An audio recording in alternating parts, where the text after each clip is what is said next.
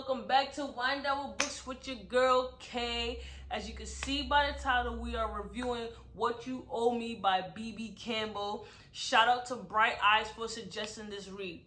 Before we jump into the video, I just have to apologize. I know it's been a month since I posted. Life has just been lifing right now, so I haven't had time to really read. I've read 2 other books, but I just didn't feel like those books were worth me doing a review on it, so I just didn't do a review. But I'm trying to get back into the motion of being consistent. The next book review is ma'am, so I should be done with this week, so you guys will get another review before the end of March, right? So again, Bright Owl, shout out to you for suggesting this read. I have to mention, I went through so much to get this book from my library. You have no idea what I went through, but I will say it was worth the problems that I went through. I really enjoyed this read. I'm gonna do things a little different from how I do my book reviews. This book is just too much to get into everything, right? So I'm gonna just give you guys a background, tell you what I like, what I didn't like. So, background story. We have 2 main characters in the beginning. It's like a timepiece book in a way. So we have Gilda and we have Hosanna. So Hosanna is a black woman. She's from Texas, right? Her family's land was stolen from them by white people, and in which her and her brother migrated to Los Angeles, where Hosanna was working in a hotel, and that's where she met Gilda. Gilda migrated from Poland. She was a Holocaust survivor. Her family died in a concentration camp. She's the only one who survived, and she had family, uncle in Los Angeles. So she pulled up to work in the hotel, and she was the only white woman. So when she pulled up, all the black women, Hosanna, all of them included, like, what? Because it was unheard of for a white woman to work in a hotel. Long story short, a situation happened where Hosanna, before I say that, Hosanna and Gilda started growing close together and started talking, and they became friends, right? So there's a situation where Hosanna had to climb up to a long chandelier, and her hands was messed up. So Gilda gave Hosanna lotion, homemade lotion, that helped heal her hands and made her hands soft. So Hosanna is a hustler. So Hosanna's like, we could sell this. So she presents the idea to Gilda. At first, Gilda's not with it, but Gilda's like, I have plans. I want to go to school. I want to become something, so let's do it. So Hosanna had gotten a bottle of the lotion from Gilda, and she started going to the church and different salons and businesses and giving them samples like, I'm going to have this on deck. Pull up, come get it, whatever. So they started mixing the lotion in the hotel while they were still working. They enlisted the help of the other ladies too, and they started selling it, and they was really making money. So they ended up quitting the hotel. They opened up their own business, right? So I should mention, Gilda also pushed Hosanna to go back to school, get her high school diploma, because Gilda was like, how you want to run a business and you can't read or understand the laws because you didn't finish your schooling. So I will say I give Gilda credit for that, because my girl Hosanna really finished her degree because Gilda was pushing her, right? So they decided that, okay, we're going to start this business together. We're going to draw up a contract. We're going to go to the lawyers, right? So they go to the lawyer office. They have the lawyer draw up a contract. At the same time, they go to the bank. They open the account. They put all the money that they made from the selling the lotion into the account. This is where Hosanna messed up at. Gilda was more familiar with how business ran because her family owned a cosmetic company back in Poland before everything went to crap with the Holocaust, right?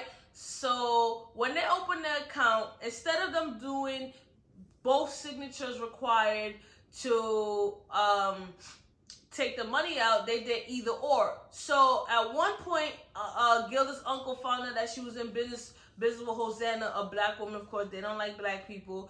Gilda and her soon-to-be husband, no, it was her husband at the time. Gilda and her husband, Dave, I think his name was David. Yeah, David. Basically went to the bank, closed the account, took all the money, right? Hosanna was waiting for Gilda at the law office so they could sign the contract and really get the business off the ground. Gilda never showed up. So Hosanna pulls up to Gilda's area and like, yo, like, I'm not seeing her, no sign of her, no sign of her, no sign of her for a week.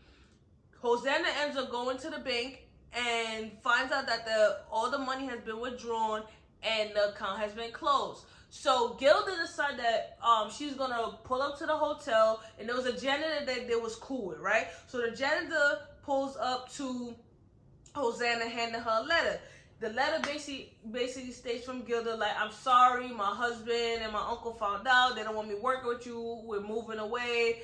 I'm sorry this had to go down like that, but you are ambitious, motivate.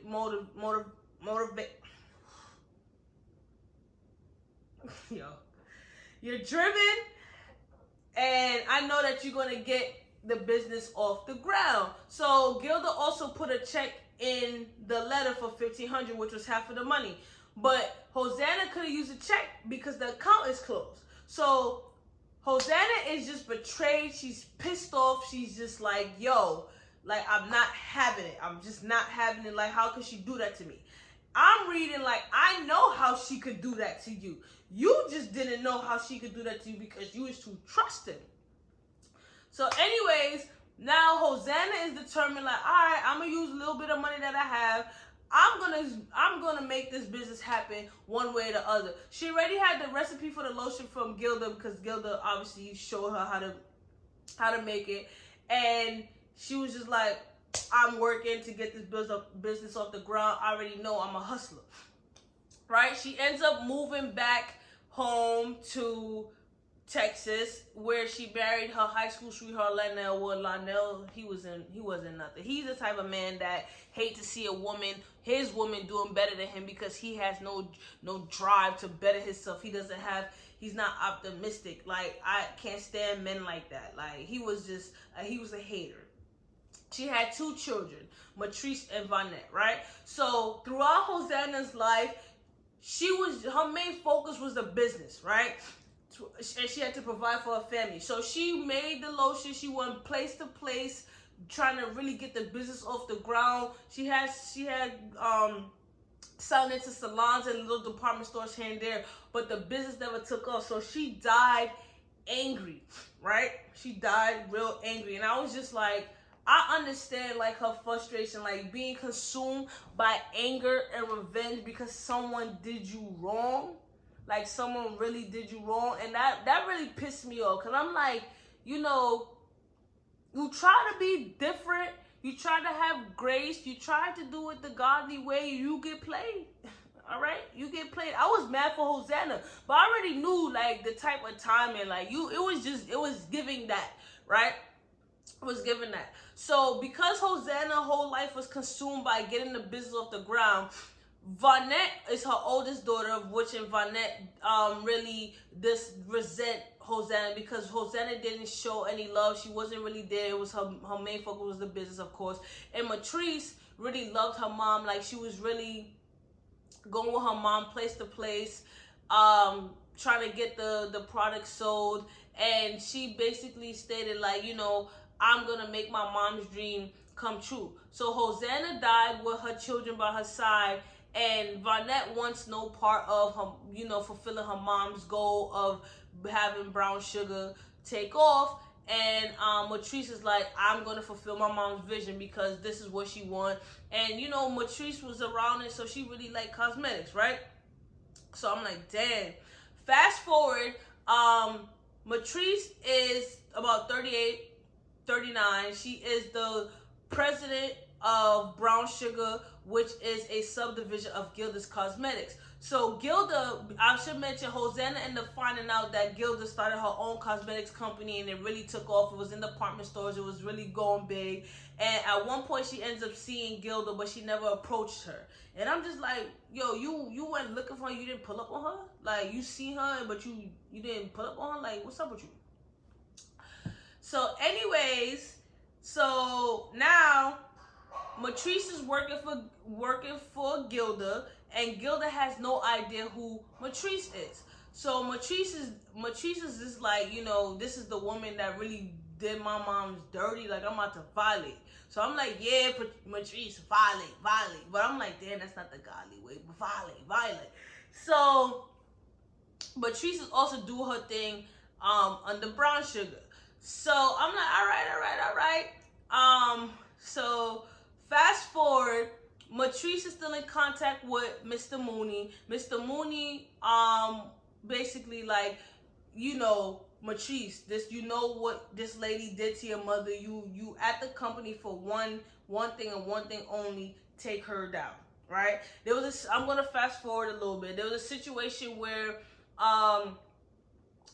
Lionel, Matrice's father, ends up pulling up on Mr. Mooney and handing Mr. Mooney the check, the check that Hosanna kept from the check that Hosanna kept that Gilda had sent in the letter. She had wrote void on it, and there was a bank book or something with it. So Mr. Mooney basically had approached Gilda and was like, yo, I'm about to tell everybody that you really violated a black woman to get where you are right now, and you are going to go down, right?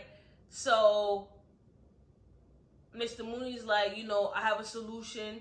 I'm not going to tell the secret if you do this, right? So I'm going to pause right there. Let's go to Gilda. So Gilda is currently 70 years old. She's been divorced 4 times. She has 2 children. Her daughter hates her, well, resents her, and her son kisses up to her, right? So Gilda's side of the story to things is that she made the situation with Hosanna right. And what she mean by that is that she wrote the letter and she sent Hosanna the check. And I'm like, through the book, like, you swear that you made the situation right? My girl struggled after you took the money. Well, her husband, Gilda's husband and uncle took the money. She didn't take the money, right? So she never knew. Well, she did know. She said she didn't know at first, but she knew. She already knew, like, what would happen when they closed the account. That check was not good. So she, in her head, she didn't do nothing wrong. Like, she rectified the situation. But my thing is, like, throughout the book, you can see that she felt guilty, and she always thought about the friendship with Hosanna and how Hosanna was really there for her. Because Hosanna was, when I tell you, if you read the book, Hosanna was there for Gilda. Like, she brought Gilda pale, frail self back to life. And Gilda gonna do that to my girl Hosanna? Like, anyways, so yeah. So Gilda's still running the cosmetics company. She really takes a liking to Matrice. Matrice and Gilda start, you know, having lunch together. And then Matrice starts liking Gilda, looking at Gilda like, you know, I can't see how this lady would do this to my mom, right? So Matrice is forgetting the whole mission. Like, sis, you there for one reason and one reason only: to get brown sugar off the ground, to take brown sugar and do what you got to do to avenge your mom, bro. Your mom died. Throughout the book, I should mention that Matrice and Vonette sees their mother's spirit, right? The mother's spirit will pop up to them, and the mother looks, you know, angry and sad, etc., right? So at one point, Matrice was losing sight of the mission. I was getting mad. I'm like, Matrice, come on now. That's how they get you. Stay focused, right? So anyways, so Gilda, she feels guilty, but at the same time, she doesn't feel guilty because she feels like she did nothing wrong, right?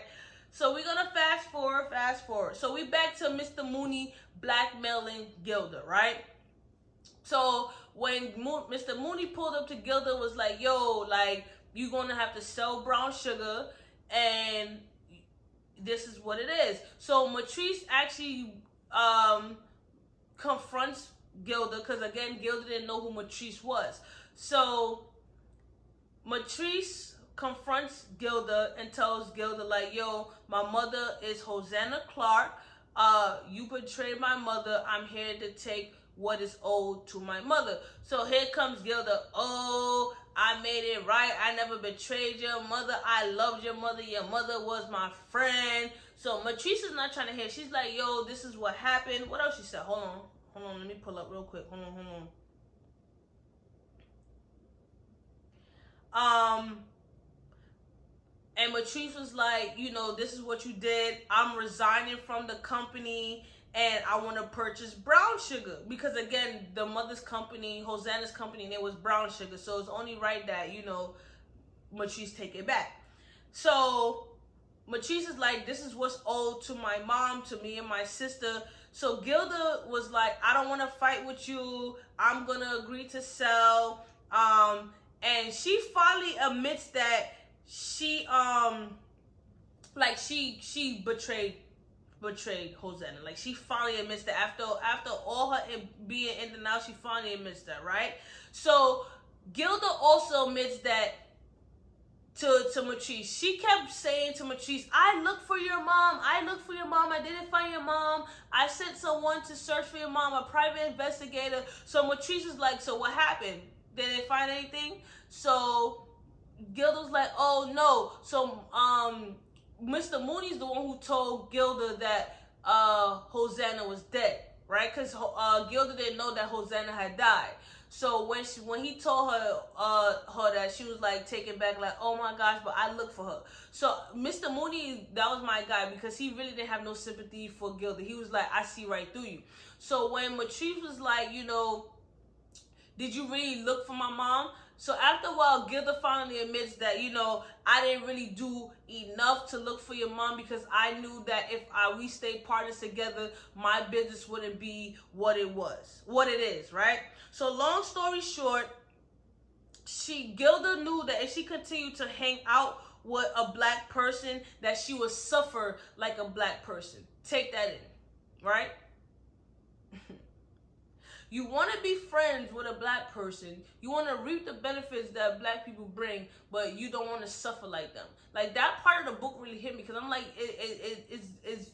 it correlates to today's society. You want everything that black people do. You want they hustle. You want they drive. You want to be friends with them. But you are aware of your privilege as a white woman, even though you wasn't even from America, but you knew when you came to America how black people suffered. They suffered inequality, everything you could imagine, and you knew that if you continue to hang out with Hosanna, that you would not be successful. You did not want to suffer like her. Come on. You know how it just makes me mad. It really makes me mad. Black people get used every day. Their ideas stolen every day. Things stolen from them every day. You have people who want to be like black people, but they don't want the problems that black people endure. Come on now. Anyways, right? So Gilda finally admits that's why she didn't really look for Hosanna, because of that. Right? She realized that if she separated herself from Hosanna, she could be a white girl with privilege, right? And that really speaks volume, because, as I said, it correlates to today. Privilege. Anyways, so Gilda agrees to sell brown sugar to Matrice. They come up with an agreement, and whoop-de-whoop, Matrice gets the brown sugar business, right? Gilda finally gets some of the guilt and feels a little free from finally acknowledging that, finally find out what happened to Hosanna, right? So that's that. So that's how that happened. What I'm gonna say about the book, right? It's too many characters in the book for me to touch upon, right? So I'm gonna touch upon this situation because, again, this one really my nerves. So Matrice was friends with a white woman named Blair, right? And Blair is married to a white man and has a white son. Blair grew up in Chicago, in the hood, right? And there was a situation where Matrice's nephew, Tavares, decided that he was gonna use. Well, he didn't decide. His parents agreed that he was going to use Blair's address to attend school in her predominantly white, rich neighborhood because it was a safer opportunity for him, and it was a safer opportunity, educational-wise as well, and that was that. So Tavares had to take the bus every day, right? So Jude and Tavares never really talk, right? Jude is a weed head. He's acting out. He's very defiant, and he's just a little boy who wants his daddy's attention, and he will do anything to get it. That means hurting people, right? So it was a situation where Tavares was with his girlfriend. He was walking home, and he was not walking. He was walking to the bus stop, and he realized that the last bus left. So Jude pulls up in his car with his white friend. They high as hell. They have drugs in the car. So Jude offers Tavares a ride home. Tavares is black and Mexican, right? So Jude's like, oh, I know him. That's my aunt's friend's son. So his girlfriend Keisha was telling him, I don't think you should get in the car. Why men don't listen to the females, I don't know. So Jude is like, get in Tavares, I'll take you all the way to home, I don't mind. So Tavares is like, all right, I don't have a ride home, and my parents not gonna drive all the way out. So he gets in the car. Jude and his friend is stoned out of their mind, and Jude is driving 70, right, on the highway. They get pulled over by the cops. The cops tell them to get out the car. They find the drugs, and you already know what happened. Jude tells the cops, like, oh, the drugs is Tavares. Mind you, Tavares is a straight A music singing boy. No problems, no nothing. No record, no nothing. So obviously the cops that pulled him over was white, and they basically said, like, oh, Jude also said, like, he doesn't even live out here. He just used my address as a dummy address so he can go to school, like it's his drugs, whatever. So the cops, mind you, Jude and his friends is lit, right? And you can tell that he's lying. But of course, white privilege, they white, they see a black dude in a neighborhood where they feel like he don't belong. So obviously, they're going to blame Tavares, and they arrested Tavares and let Jude and his friends go. So it pissed me off. But not only that, right? It got to the point where, again, Blair and Matrice supposed to be friends. So everybody pull up to the police station. Matrice confronts Blair like, your son is the one who had the drugs. You know your son do drugs. Blair's like, oh, the investigation proved that it wasn't Jude. You don't know what Tavares be doing. And mind you, Blair already know what her son was into. So the fact that she let it happen and Matrice supposed to be her friend, it just showed. She wanna be from the hood. She wanna say she from the hood. She wanna say she grew up in the hood. She wanna say that she know what inequality is. She wanna say that she not a racist. She wanna say all that, but she don't wanna acknowledge her privilege. She don't acknowledge that her son did what he did and is trying to frame and put an innocent black boy in jail, but yet she's saying she know the type of dude that Tavares is, and she already know the type of household he come from, and know that he would never do that, and it was her son because she already smelled the weed on her son, but she still was willing to allow a black boy to go to jail for what her white son did because she wanted to protect her white son. And it pissed me off. It pissed me off. I was so livid reading that, but I'm not surprised. I wasn't surprised though, because when situations hit the fan, you want to be friends with black people, but when stuff hit the fan, you gone. All of a sudden, this is not what it is. It's not the situation what it is. So Matrice really handled that well because she didn't go off. Like she put Blair in her place, but she didn't go off like I expected. But again, when you move with grace and you have grace, you handle things differently, right? You don't fight fire with fire. But I'm sorry, in situations like that, fight fire with fire because you're willing to come on. But anyways, with that situation, and Jude only did that because he was acting up for his father. His father was showing no attention, whoop-de-woo. And with that situation, Jude ended up confessing, going to the police and telling the police like it was him, and Tavares ended up getting off. But it's the principle. Then Blair tried to come at Matrice after a while, talking about, oh, I didn't want to say that because my son was acting up for a while and I feel like a bad mom. I don't want to hear none of that. You almost made my nephew go to jail. Get out of my face. And the fact that Matrice was still talking to her after, that really made me mad because at this point, there's nothing else left for us to say. What are we talking about? What are we talking about? Get out of my face. Is the fact that they work together. Like, Blair just pull up in her office like everything's okay. Like, she just got, like, I was like, Matrice, like, I guess that's the level of grace that I'm trying to get to. I mean, honestly speaking, I could have grace right? In the situation, I don't have to go off, but I'm not talking to you anymore. There's nothing to talk about. I already see who you are as a person. I already see what you do when your back is up against the wall, when it comes black and white. I already see what type of time it is. You use your privilege, right? Come on. So anyways, that was that situation, right? I will say that I felt for Matrice's character. And the reason why I felt for Matrice's character is that her whole life, she was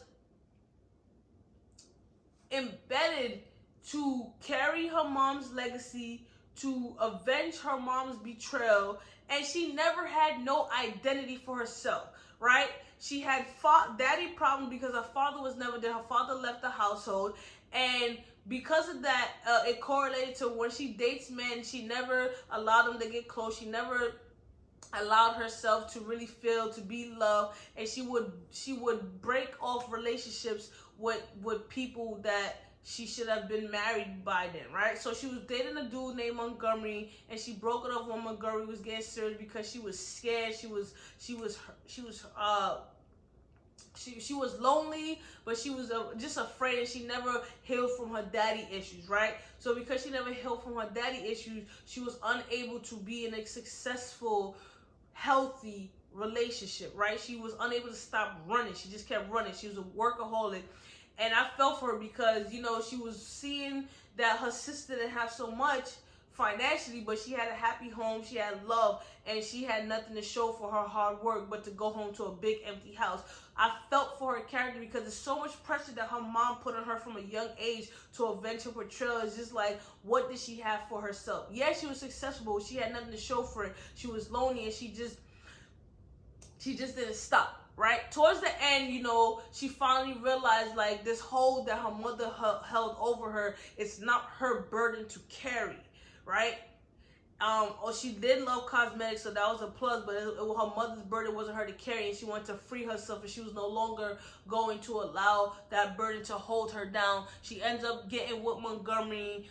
She ends up finding her peace. She ends up getting the business, and I was happy for her character because I'm like, you deserve the world. But it's hard when your mom is done wrong, and you look at your mom and you see the pain and suffering and the day-to-day hustle that your mom did to make her dreams work, but because she's black, because she didn't have enough money financially, that she couldn't be successful like Gilda, because Gilda had the color of her skin to help her out.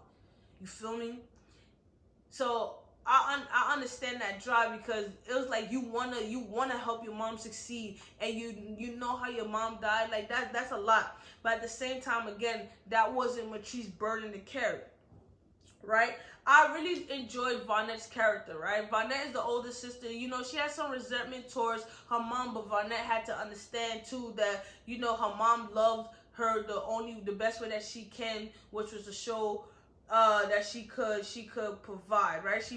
The mother had to do everything on her own. She was a single mom, so she didn't have the opportunity. I mean, back then, I guess times were a little different. Women had to hustle, because if a man not providing, then you gotta do what you gotta do. And so the way the mother showed love was providing. But I resonate with Vonette's feeling towards that. It's just like, you want love from a parent instead of the financial, what's the word I'm looking for? I'm gonna rephrase it. So some parents show love by providing financially materialistic things, right? That's what Hosanna did with her kids. Vonette wanted the emotional connection. She wanted to feel her mother's love. She wanted the conversations. And a lot of the times, some parents are unable to do both because one overtakes the other, right? So that's what was happening. And I resonate with Vonette's character in that regard. But I also respect the Hosanna, because when they daddy walked out and he became a drunk and whoop-de-woo, she stayed, she worked hard, she went day to day, she lost sleep, she cooked, she cleaned, she showed the kids how to do certain skills. So it was a lot. So that's that, right? What other character do I want to talk about real quick?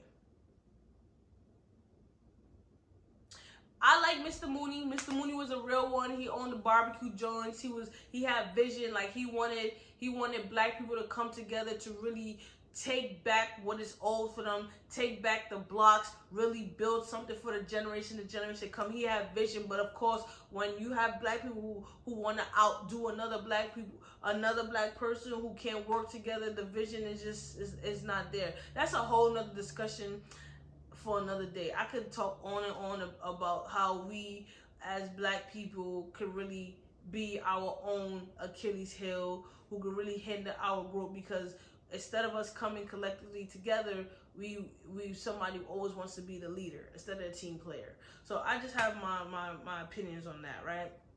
I really enjoyed this read because it was engaging. The book was definitely very long, and I did feel like the book was a little rushed towards the end to get like the points across and to really finish the book. I did feel like it was a little rushed towards the end, but I did enjoy the read. It kept me engaged. And I was like, okay. At first, I'm not gonna lie, like I seen the book and I read the synopsis. I'm like, this book about to be boring. Like I'm like, damn, I'm just gonna read it because I know how to do a review on it. But I'm like, nah, like I really enjoyed this read. So again, shout out to Bright Eyes for this book. The writing style is very.